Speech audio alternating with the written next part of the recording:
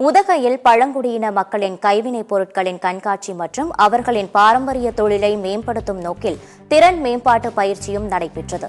நீலகிரி மாவட்டத்தில் பல பிரிவுகளாக வசிக்கும் பழங்குடியினர்களுக்கு தனி கலாச்சாரம், பாரம்பரியம், குலத்தொழில் உள்ளது.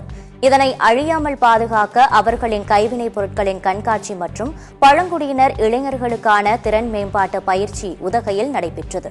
பழங்குடியினர் கைவினைப் பொருட்கள் கண்காட்சியை நீலகிரி மாவட்ட ஆட்சியர் அருணா துவக்கி வைத்தார்.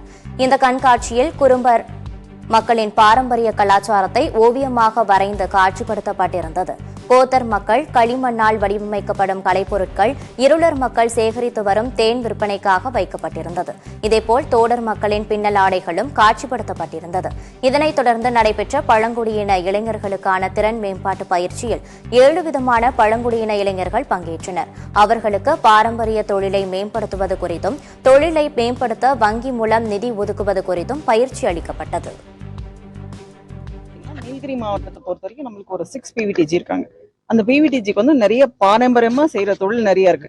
அந்த தொழிலுக்கான ஒரு என்ன சொல்றது, ஒரு எக்ஸ்போஷரோ இல்ல ஒரு மார்க்கெட்டிங்கோ நம்மளுக்கு இல்லாம இருக்கு.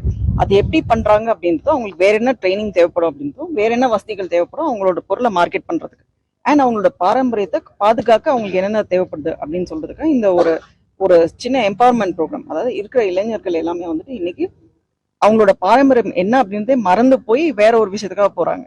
அது இல்லாம அந்த மக்கள் எல்லாமே தங்களோட பாரம்பரியத்தை பாதுகாக்கணும் அப்படின்ற ஒரு ட்ரைனிங், ஒரு ஒர்க் ஷாப் வச்சிருக்காங்க.